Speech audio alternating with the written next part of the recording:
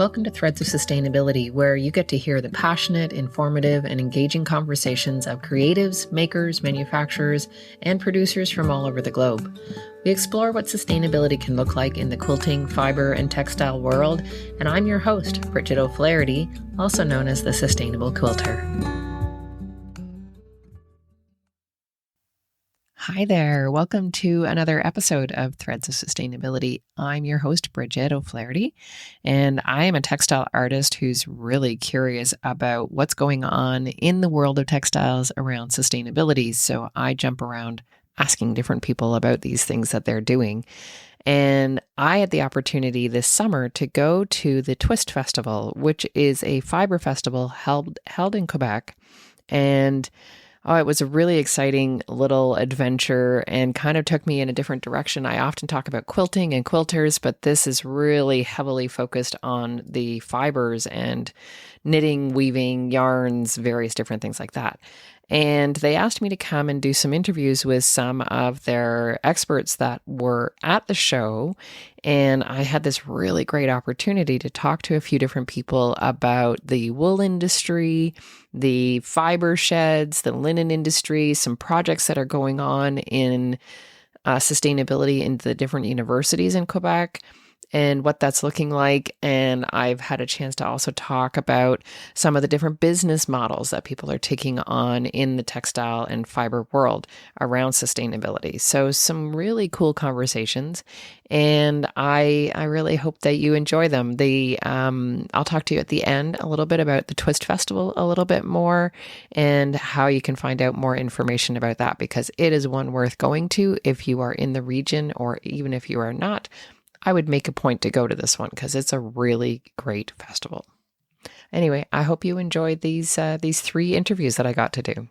The first interview that I did was with a professor at Concordia University, Kathleen Vaughan, and she is doing some really interesting research asking textile enthusiasts, people across the country, what it is that motivates them in their textile practice, and trying to gauge what kind of impact or what kind of interest people have around sustainability. So she had over 190 responses to her survey, and we talk about some of those results and some of the implications of some of those results and where we think that's coming from and some of the narratives in the textile world. So it was a super interesting conversation, and I hope you enjoy it.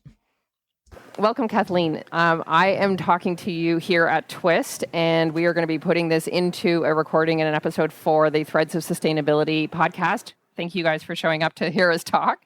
And I am really excited to talk to you about some of the research that you've been doing. You've been digging in a little bit around what wool is like in Canada, and you've done a whole bunch of research. So I'm going to kind of just pass it over to you, and I probably will interject with questions because I always get curious when people start talking.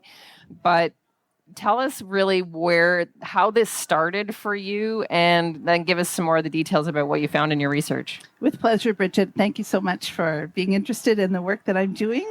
So I'm Kathleen Vaughan. I'm an artist, professor at Concordia University, and somebody who loves to knit. Nice. And has always loved to knit. So I think it goes right back to early childhood memories. I have a brother who's 3 years younger than me, who came out as a giant baby. He didn't fit any of the hand knit things that people had given my mother, thinking a nice normal sized baby would enjoy them. And so I got them all for my dolls. Okay. And so I had this wonderful trove of, this would have been in the 60s, I guess. It was mostly wool. And I was fascinated by this whole idea of how you made things with wool, how you created an object from this thread, and how the thread, the yarn itself, came into being. And so this is really young for you. Yeah, really, this is really young. Okay. Yeah. And so I can remember as a child sitting in the backyard, somehow I got hold of knitting needles and some wool, trying to figure out how knitting worked. And then thankfully some adult intervened, and and you learned some of this stuff along the way. Yeah. I learned. And so knitting has always been a great pleasure for me. But as an artist who works in multiple media, including increasingly in textiles, I started to be concerned about how wool is created, how yarn is created, how wool cloth is created, and how we can use wool as a sustainable and beautiful material in art and design. So thinking more and more about the sustainability side. Yeah. I grew up and went to art school at a time where, I studied painting and drawing, so I was learning acrylic paint, basically creating artworks made of plastic that are probably somewhere never decomposing in one of our landfills. And so it became important for me as somebody who was creating work, whether it was something I made for somebody to wear or something that was an artwork that was made to live in somebody's home or a museum, that it would eventually be able to rot. I really want my work to be able to rot, and I have this passion for the education side of things to ensure that the students that I'm teaching in fine arts at Concordia now are making conscious choices when they make materials choices. So we don't always choose not to use acrylic paint. Sometimes there's an important reason to do that, but we think about what we're doing as we're doing it. Making those conscious choices for your material uses along the way, which is a super important part around, I think, kind of just sort of slowing down in the process of what we're doing as well, instead of trying to crank things out, taking that time to have some thought around it. I left the textile quilt world for a little while, and when I came back to it, I came back to it with a different lens. I'd become a sustainability consultant during that time. So when I wanted to come back to the craft, I wanted sustainability baked into what I was doing, and I was trying to figure out a Canadian textile that I could use, something that's more local fiber, like the 100-mile diet, right?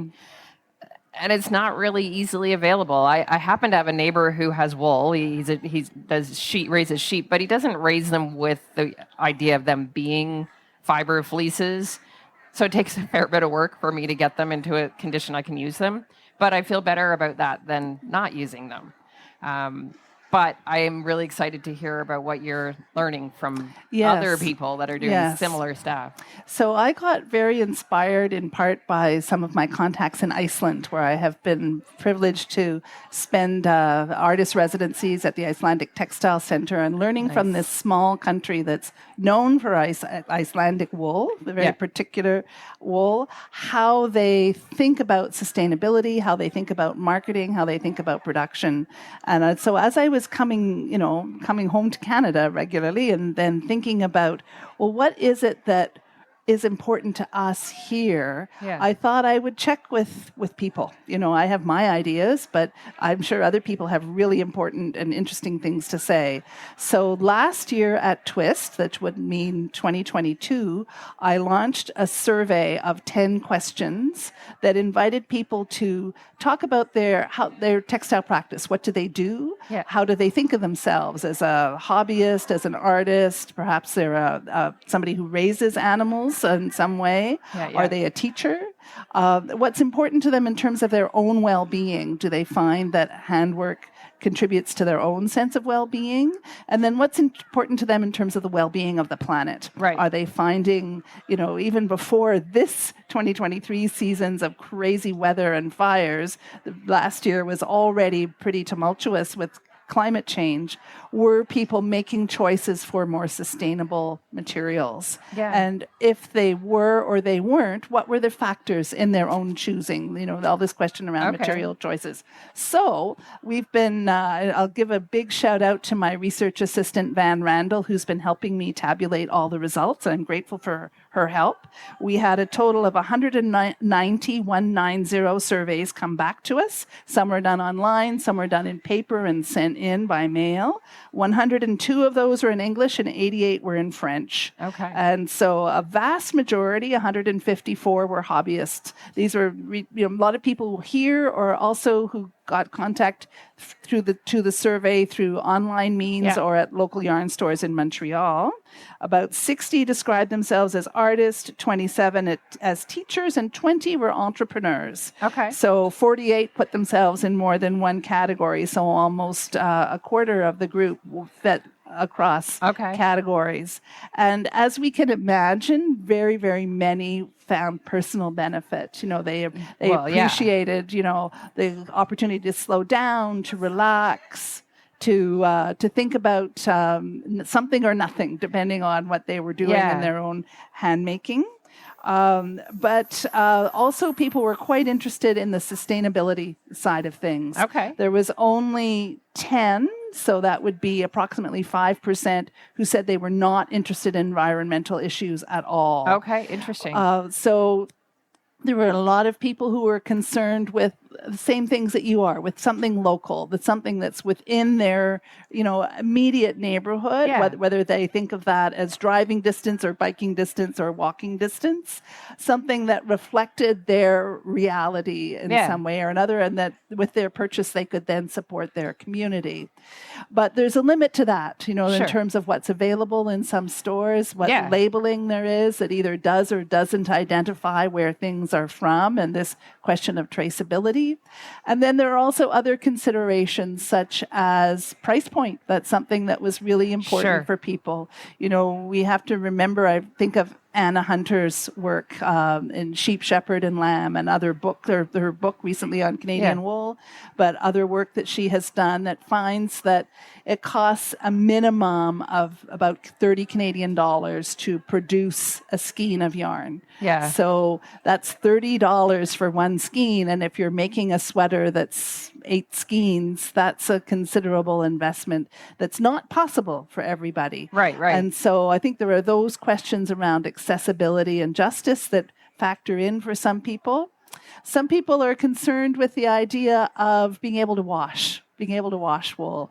Right. And so they would choose for something like superwash, which has environmental implications because of the chemistry that's used to treat the wool to make it super washable. It then it has environmental implications both in the production and in the ongoing use. Sure. So people are concerned about this, but there's a practical reality that comes in always. So the top 4 choices that people had for choosing yarn, or main factors, were the touch, feel, and the texture. We go with our hands. Yeah, we all feel like that. Yeah. Cost, price, affordability was part of it.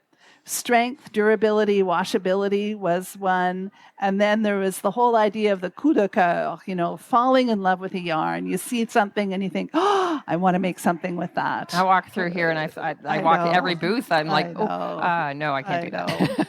So it's more or less the kind of information that I think many of us would have expected. And so this research now provides the groundwork for phase 2. And what does phase 2 look like? And so phase 2 is coming up the end of this month, August, into the fall, where we will be hosting a series of hybrid talks, Zoom and in person at Concordia, for people, a little bit information offering about wool and the issues around creating and promoting and selling wool in Canada. But we're also inviting those who wish to have the opportunity to work with Canadian wool. So I have a quantity to distribute to people who are part of the survey, who said they wanted to continue on. I'll be getting back in touch with them. They'll each get a skein of Canadian wool that's been naturally dyed. That's also in part of this.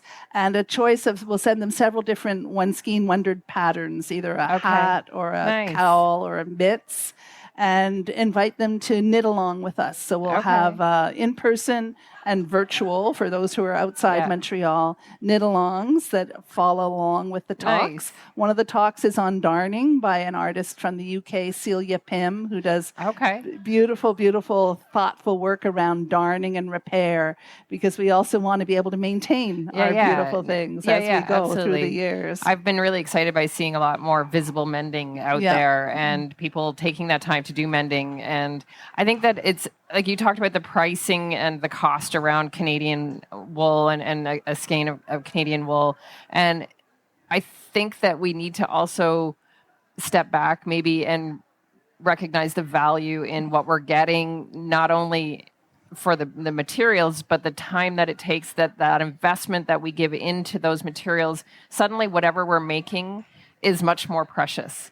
Yeah. And it's not something we're just going to throw out or feel like it doesn't contribute to fast fashion. It's really much more part of that slow movement. Absolutely. I think it's important to recognize the value of that. Yeah, and there's some all other interesting work to be done around laundry habits. Yeah. You know, I mean, here in North America, I think perhaps because most of us have been sort of educated or socialized through the idea of soap operas, we're washing everything all the time. Right. You don't actually need to do that, especially with wool. One of the things I found in Iceland, they taught me this, was if you hang your wool outside in the wind, a lot of odors and surface dirt will go. So you don't actually need to even wash it. Nice. I once was putting gas in the car there and it splashed all over my sleeve and I thought, oh no, I have this one really warm sweater. I don't want to get it wet.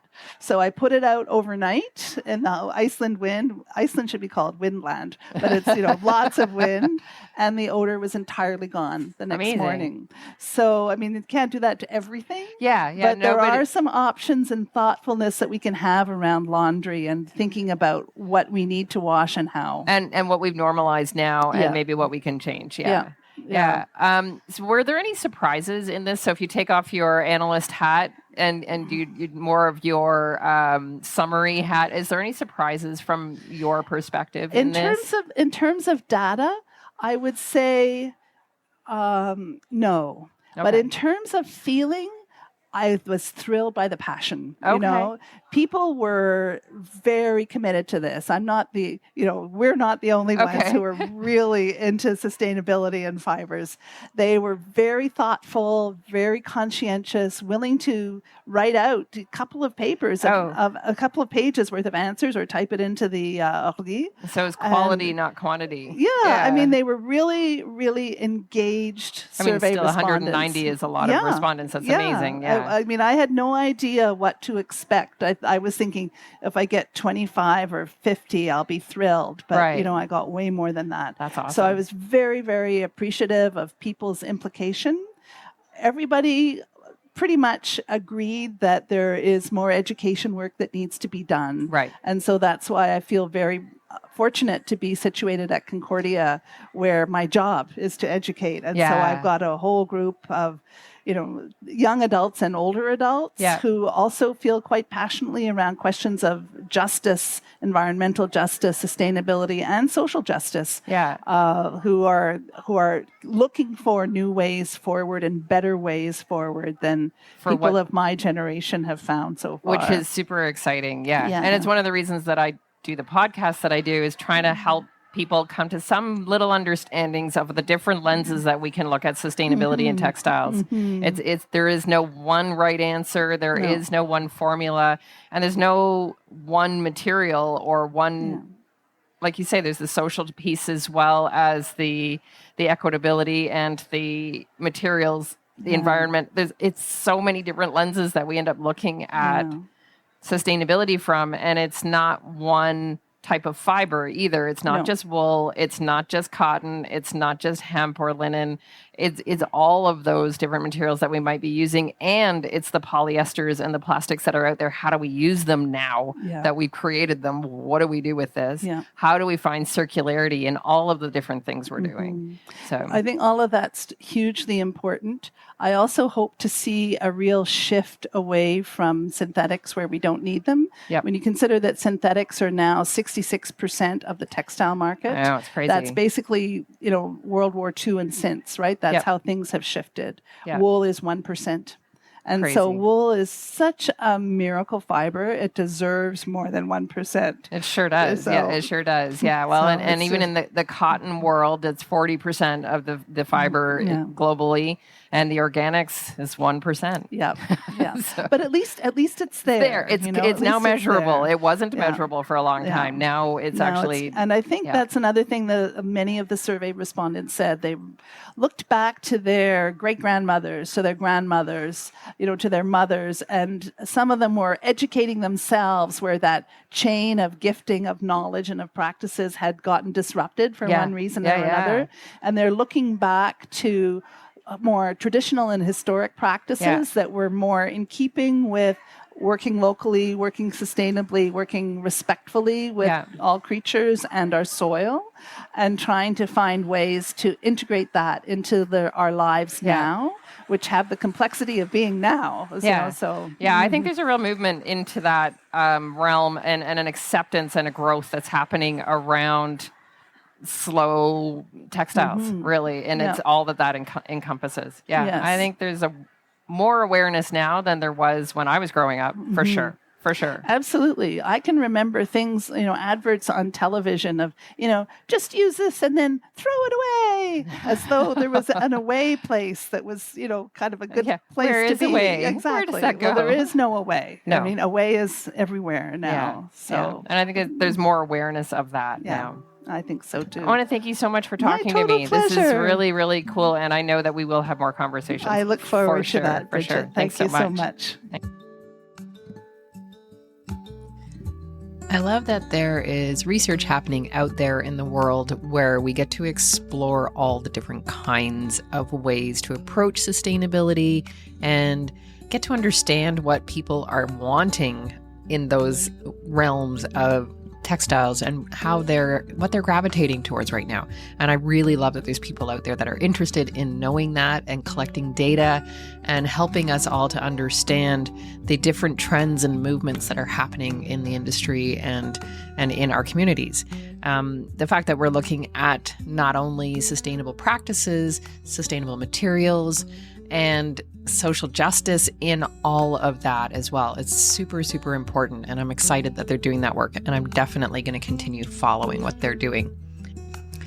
My next guest I've actually had on the show before, Karie Wiley from Big Blue Moma. And I love chatting with Karie. She and I get into the weeds pretty quickly with the different ideas of what sustainability means. We talk more about fair trade because she's working with a product and in an industry where she is keeping that in mind when she is doing the business that she's doing.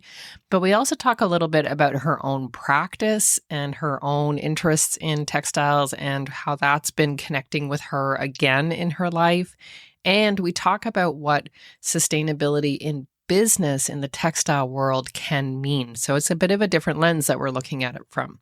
So I hope you enjoy this conversation. It was really nice to dig a little deeper with Karie and get into some more conversation with her.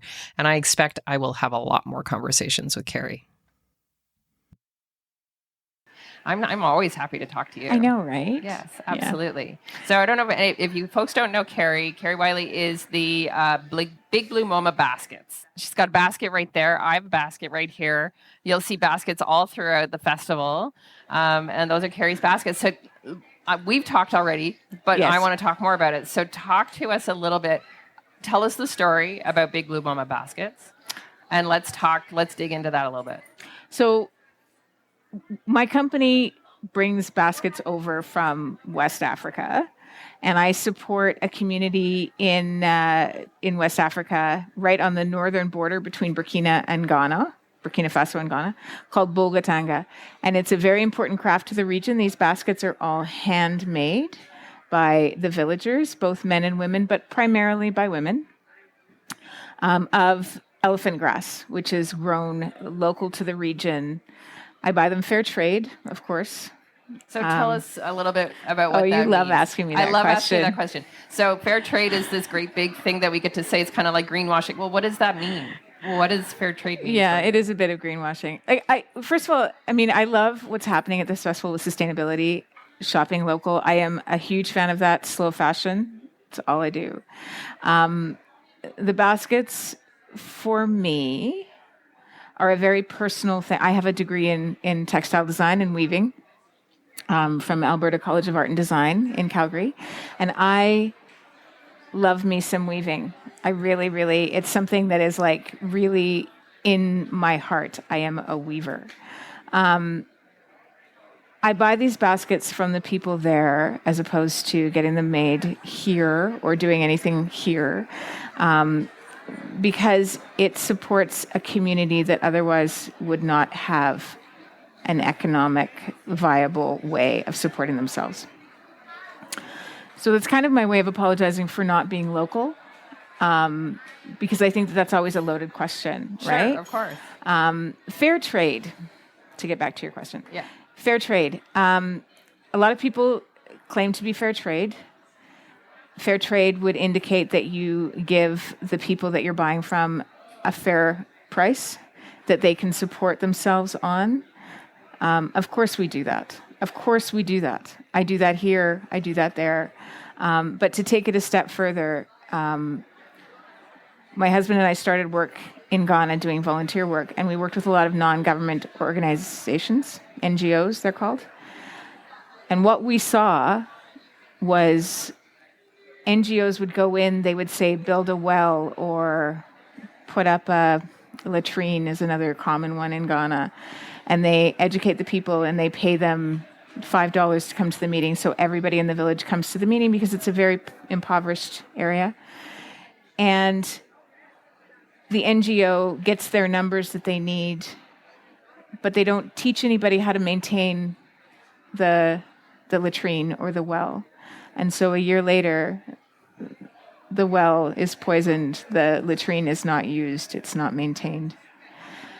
We started doing NGO work, and we built a shea butter mill in a small village. In my past life, I was actually a private label bath and body formulator, and so I had all those connections, and so I thought, yes, shea butter, I can do that, I can help them out. But I was kind of phasing out of that part of my business, right? So we went over there, we gave them a micro loan. That's a very common term. We gave them a lot of our money, and we said, which was a lot of money for us, we said, okay, we're going to build this for you, and then you're good. You can do whatever you need to do, right? Like you're good. We're going to walk away. We did exactly what an NGO did. We made a major mistake because we didn't get them through that. We just assumed that we were like giving them the best thing that we could possibly give. And then we walked away and the mill is no longer being used. So that was our mistake. For me, buying the baskets, and keeping my business running here, because let's face it, I benefit. I'm a for-profit business. I make money, they make money, and we keep this going. And so for me, that's my sustainable part of my business. Yeah. I don't want to just go in, do what I think they need, and then walk away. I want this to be a long-term thing. It's more of a relationship. It is a relationship. And when we started buying, we interviewed quite a few. You have to have a collector in the area because that's how they control what leaves and what, so you have to have a collector, and we talked to quite a few, and we wanted to make sure, like I said, I'm not going to come in and buy 1 or 2 shipments of baskets. I am thinking long-term sustainability. I'm thinking I want this to be a relationship with the villages and creating an industry that we buy from, and creating an industry. Yeah. Well, I mean, the industry existed. I'm not going to take credit for that. Sure. The industry did exist, but I want to participate and I want to contribute and help this industry to grow. Yeah. So being part of that growth in that industry. Yeah. And so when you are dealing with the folks that are there making these baskets, you actually know all of the people that are making the baskets, right? Well, now we've gotten to the point, pandemic, we didn't travel, right? Mm-hmm. Right. So we haven't been there in a while. And we kind of have grown a lot in the last 4 years. We're going in January, and I'm hoping to spend quite a bit of time just getting to know the weavers and stuff. I have woven with them. I have met a lot of the weavers. I love that because I don't know. If you've come into my booth and you are a weaver and we start talking about weaving or mushroom hunting, that's my other thing, right? You know that I can just open up and be totally passionate about it. I love weaving. Somebody in art school said to me, I didn't choose weaving chose me, and that's how I feel, like getting a little misty just talking about it. And so talk to me then a bit about that history for you with weaving. Tell me a little bit more about that. Are you going to get back to it? I am. Yeah, I'm back to it. I took a 20-year hiatus from weaving after I graduated from art school because I thought there was no jobs in weaving. And so I went off and I started my own business, and I did that business, and then I did another business, and then I did another business. And then we moved out here, and my husband's family had a loom, a 4-harness tabletop 24-inch loom. And it was an antique, and it was sitting in my sister-in-law's basement covered with dust.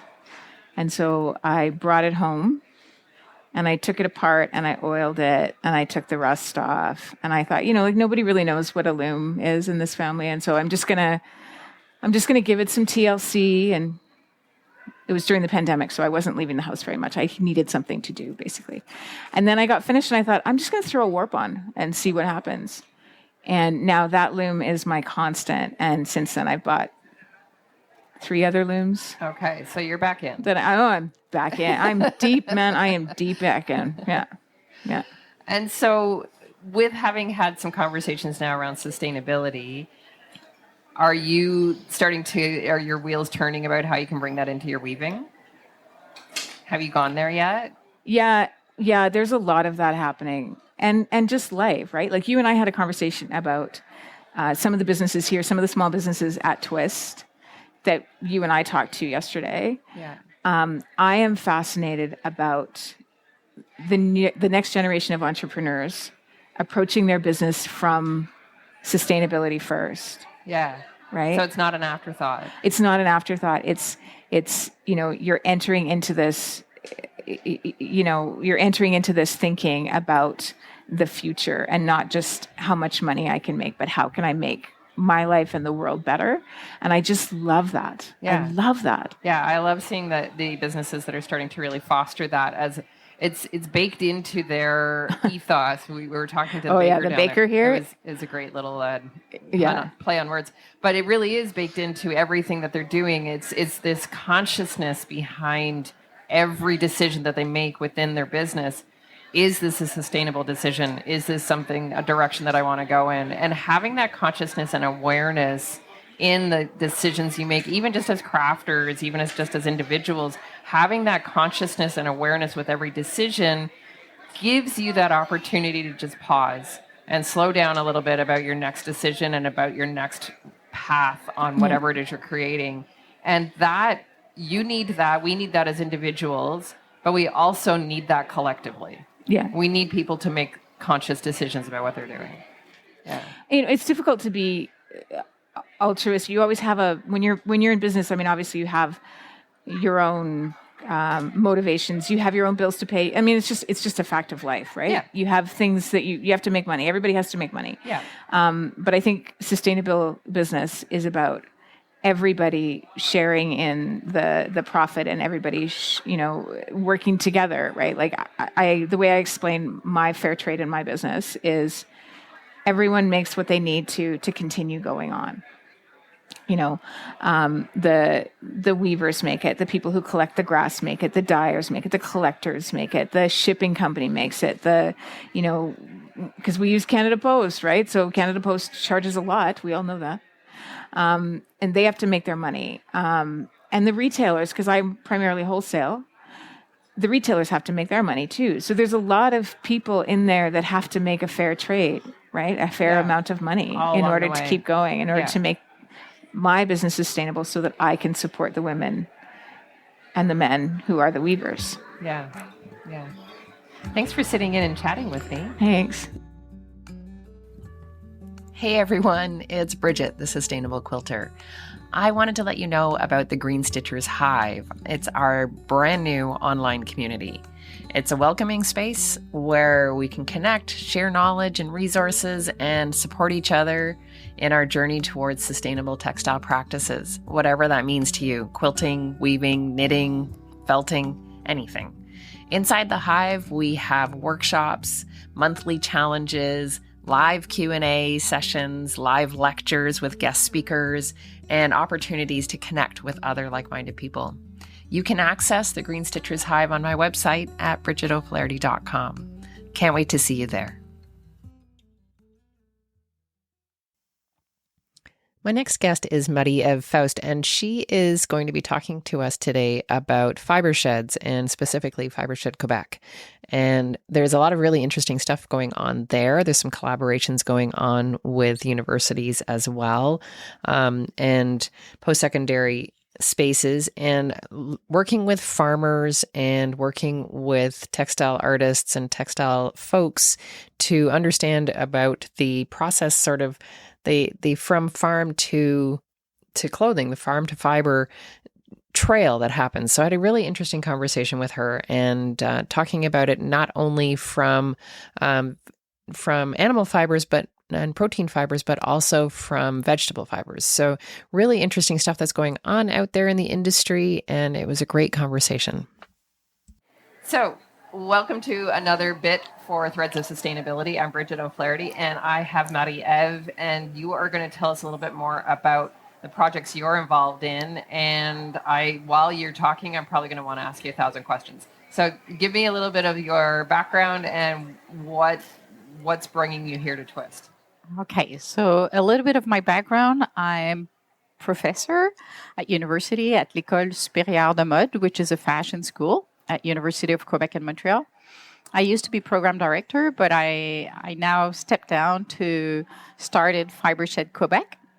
So with a group of professors, because I think I was very fortunate to know many of my colleagues and many people that works around the industry, we've started Fibershed Quebec, which is a movement that it started in California. Everyone knows about it. But the particularity of the one in Quebec is that we're doing a university research project with it. Nice. So everyone that brought a question, this is it. So my background is professor, and I've been teaching in Hong Kong for years, and then in Pennsylvania. Okay, so you're a and professor, I'm professor. But what's your thing? What do you love? Oh, yeah. I teach product development at university in textile and clothing. So that's why I'm what really. What do you like to work with? What materials? Do you spin? Do you weave?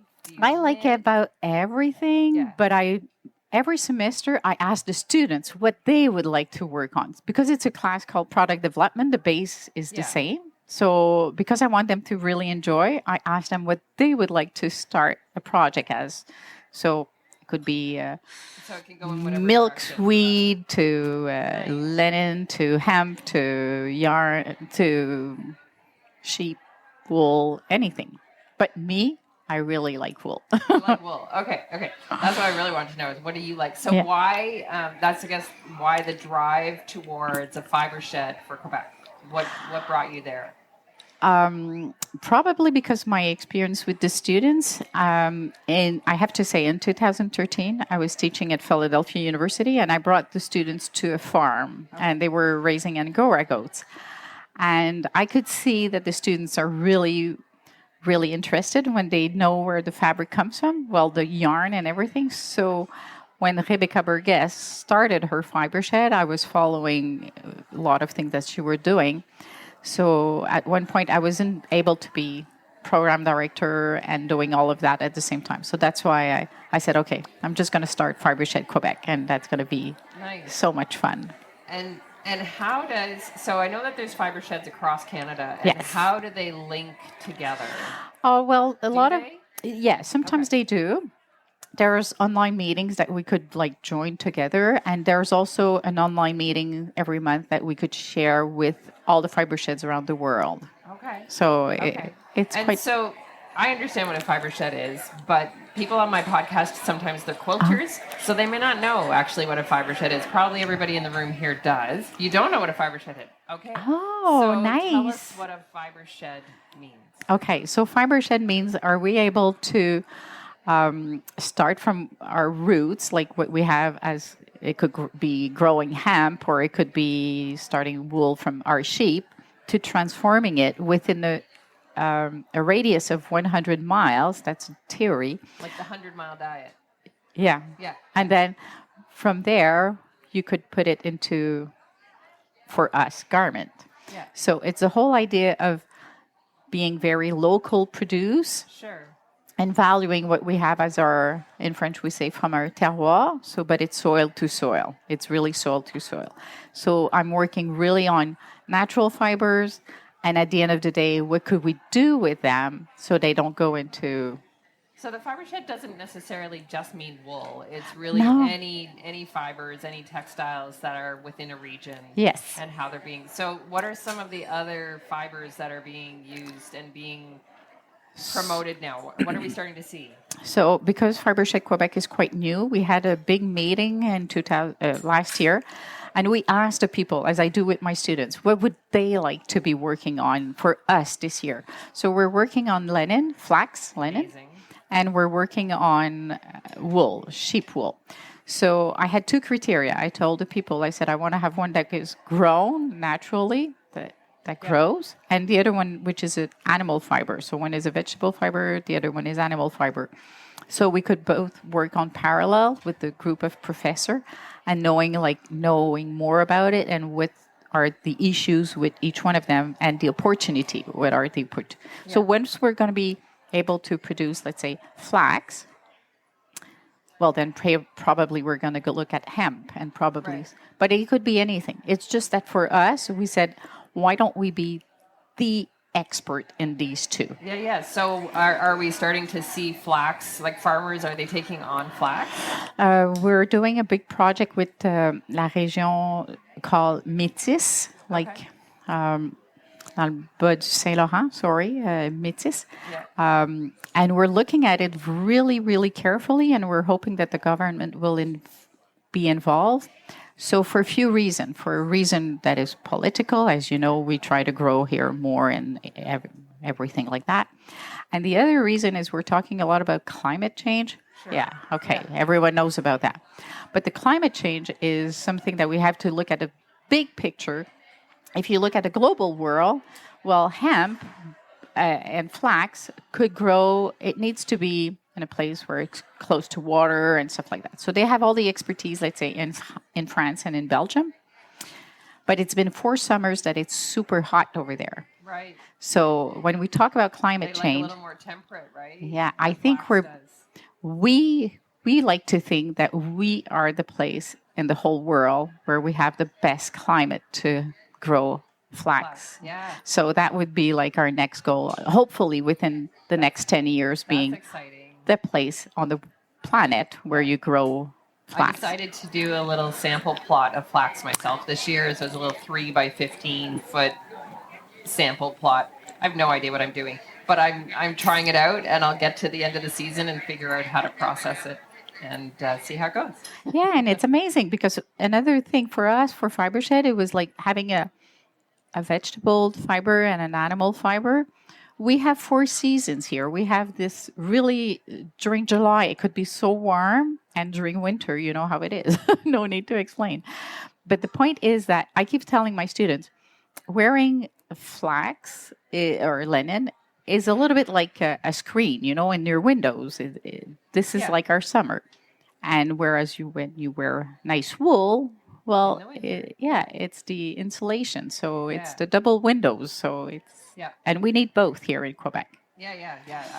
I would argue across Canada. We need both, really. Yeah. And so what kind of growth are you seeing in the Fibre Shed? Like, are you seeing a lot of support for it? We do, more than what we could expect. So we're all doing it because we like it. There's no fees. There's no anything. We just do it because we believe in it.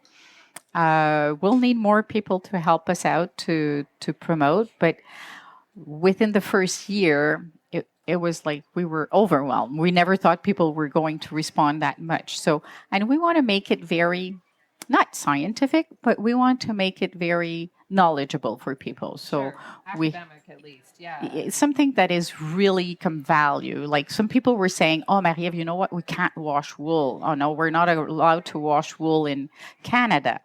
Oh, no, we're not allowed. No, we're not allowed. That's why we have our wool washed like everywhere else. Yeah. So we finally got to the end of that. And no, it's not true. Right. We could wash wool here in Quebec and in Canada. There's no regulation that says no.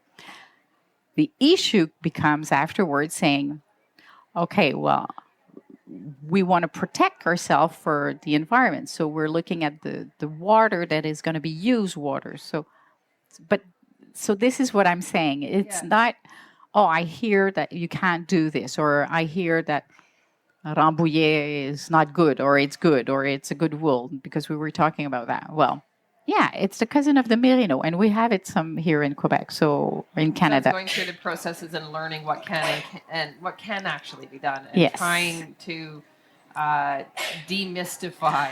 That's the word I was looking for in English. Yes, demystifier. The myths that are out there, trying to get rid of those and break those barriers and figure out what we can really do. Yeah, and doing it right. Like doing it like. And so. Making it nice. So how? So it's great. I think it's awesome that the Fibre Shed is working that way and working with farmers and growers to produce the materials. But I also know that in Canada we have a lack of processing available. So how is that being handled? How do you? So we don't have that many mills. We don't have a mill in Quebec, as for say. Right. So, but there's quantity that goes with that. So when we look at it as a big picture. So you have the shear that we don't have that many.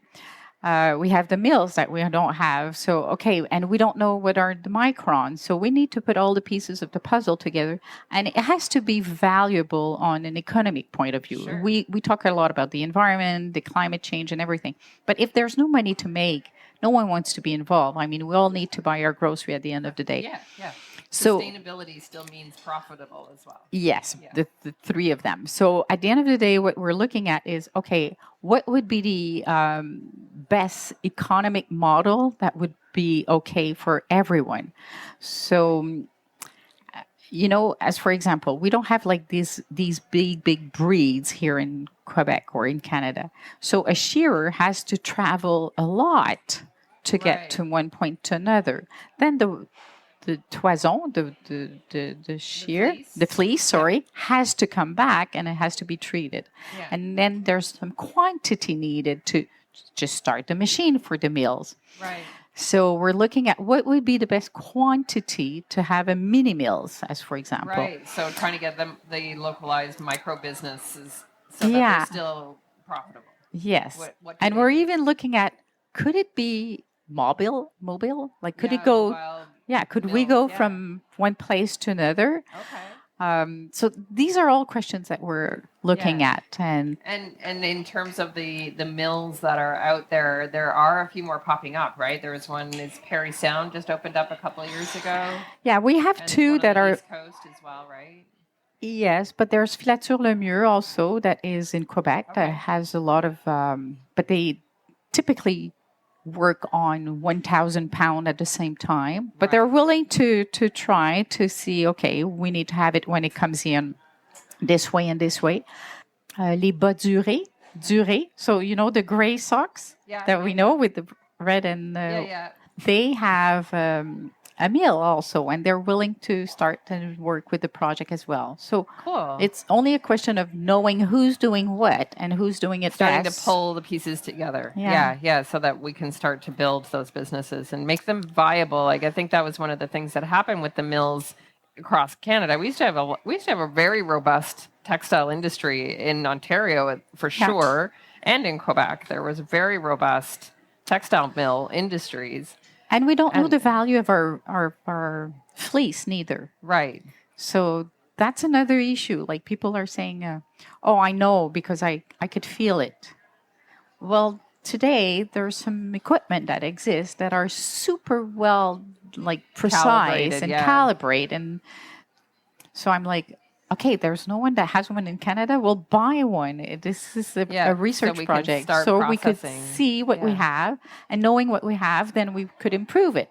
Right. If you don't know what you have, it's a fingering. Microns. We want to know microns, and we want to know the back, the side, and which part could we use and for what. Right. And then we could improve. Right. And so how to value those different parts of the sheep and figuring out how to keep those being, I think it's getting back to the farmers with how they're treating their animals and how they, not that they're treating them badly necessarily, but they're not treating them with the idea of the fiber in mind most of the time in Canada.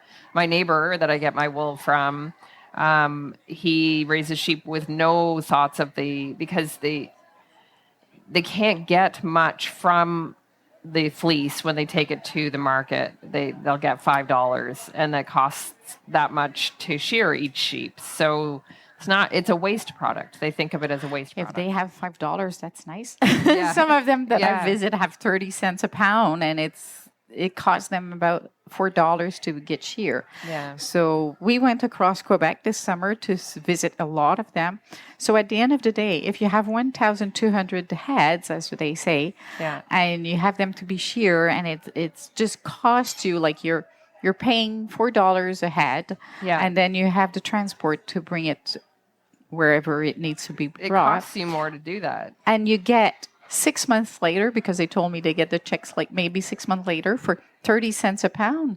Since the pandemic, many of them are just burning them or just like putting composting them. So they don't care about like the way it grows on and I don't blame anyone. I don't blame them. Yeah. But now, because the project has started, they're saying, if you tell me that it's going to be worth for my toison to be used, I'll do something about it. Yeah. And some of them, it's not only a question of money. It's a question of, really, you're going to use it? They're going to be so proud that we're just using it. Yeah. So my neighbor is very happy that I take it. I can't process all the fleece he has available. Like, I'm one little person, and I'm washing them by hand and carding by hand, and I can't do 30 fleece at a time. So I take 1 or 2 fleeces from him a year, but he's really happy that I'm doing it. I guess. I visit one, she had over 1,000 head, and I mean, I saw the stock that she had, a full container was going like, and she says, I just don't know what to do with it. Yeah. And again, I'm not blaming anyone. I mean, there's so much she could do. She has to take care of the animal.